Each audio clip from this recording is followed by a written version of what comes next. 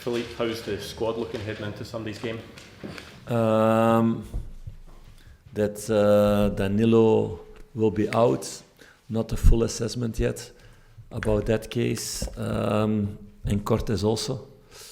And the other players who are not available before will not be available. Jack Butland is still a question mark, but he's also close to coming back into training with the squad. So we will see tomorrow if he can train with the squad and what conclusions to make about that. When it comes to Danilo and Oscar Cortez, are they looking shorter term injuries, longer term injuries? Are you able to know? No, they're today with specialists, so I'm not a specialist in those things. So we need to hear their assessment first.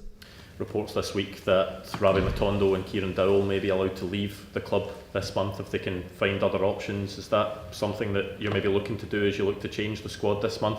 I never speak about individual cases and names in that way because it's always in a transfer window. It's about the right price for every player. That it needs to be a win-win for everybody. So we will see what's going to happen the next couple of weeks. Is that something you feel you need to do this month, though, is maybe move some bodies out before bringing some in, or just at the same time? It's something that will be necessary for the club. Yes, so that's a club decision, and like it were the same decisions in the summer. That's the situation for the moment in the club to do things here. Would you expect there to be any imminent business in terms of ins or outs? No clue. Of course, I know everything that's going on, but I don't have a clue if there will be something signed fast or not. So the first second that we sign something, we will tell you all directly. So that I can promise. Robin still felt something today, but there's a big chance he will be in the training tomorrow. No guarantee yet from medical staff, but the chance is big. How disappointed are you for Cortez because he can't seem to get any luck at all here? Yeah, I hope it's a short-term thing. It would have been ideal that he got minutes in the weekend and now on Sunday. But it's part of football. It's unlucky. Football is a sport with duels. He's a strong boy. He has strong legs. But sometimes you get hard knocks. So that's part of football. And like you say, he had a lot of bad luck the last couple of months. And disappointing for him because he's somebody with a good mentality who wants to work hard, who's ambitious to make the right steps, who showed also good quality in the first weeks that he was here. Yeah, sometimes you can have bad luck. And I hope then this is the last part of bad luck for him in his career. The club are obviously committed to signing him in the summer for a big fee. Are you still 100% sure that he's going to have a big impact for this club? Yes, because the injuries that he had afterwards were nothing to do with the injuries that he had last season. So those are decisions made by everybody in the club that he has the talent to do it. So when his physical state will be in a good way, so he needs rhythm for that, he needs trainings for that. We all know that he has the football qualities, he had the right mentality, he has the right vision also, the overview in the final third. What is very important to have this composure. He showed all of that, so I don't see any reason why he would not make a good career here at Rangers then. And Philippe, Cyril Dessers spoke recently about hoping to stay at the club, but the club may look to move him on. Have you spoken to him about his future here? I've spoken with Cyril why he played less than before. Yes, and that's because of the evolution of Hamza also. So we will see what happens. Cyril is working really hard. He's doing everything. He's good in the group. He's a very good lad. He's thinking very collectively, always. He's in support of Hamza. He gave Hamza a lot of tips last couple of months also in the trainings and around games. And he showed that also. Now in the last game, the way he came in, you don't see a player who's disappointed that he's not starting, although he started a lot of games before and scored also a lot of goals. He's somebody who's there for the team. Is there a moment that he wants to play all the games?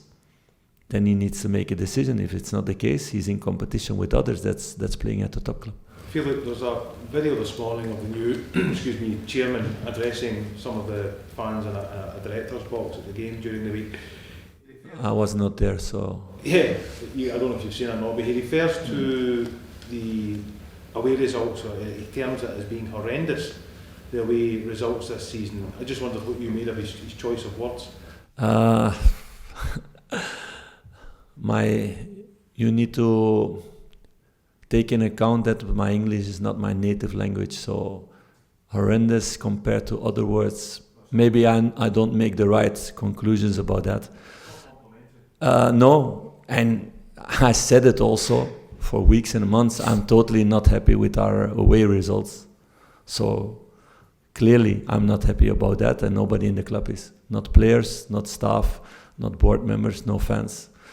Home form, everybody's very pleased about that because it's a very good record in that way.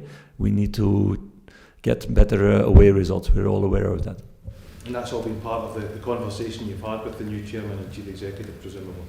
Of course, we talked about a lot of things, and of course also about reasons why it could be that the away results were not in the same way as the home results, and how to change that. The club's undertaking a review of the football department that started this week. Are you having much input into that and the direction it goes? Yeah, I will be one of the people that talk with the people coming in to make the review. It's the main thing. We did also a kind of similar thing with another company last season to change things.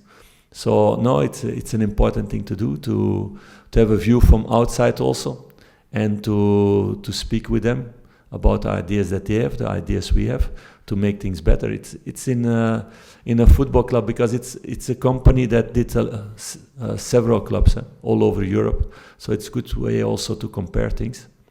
I did that also the last year, saying things to different people in the club. But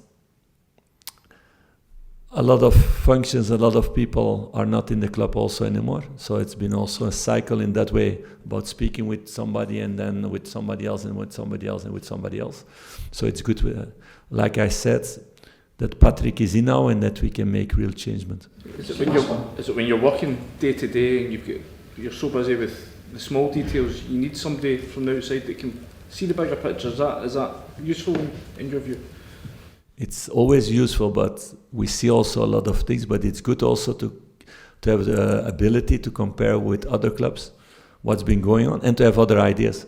I think the stupidest thing that you can do in life is to stay in your own tunnel and not to think or to listen other views of other people with experience, with the right experience, not to listen to everybody, but the right people.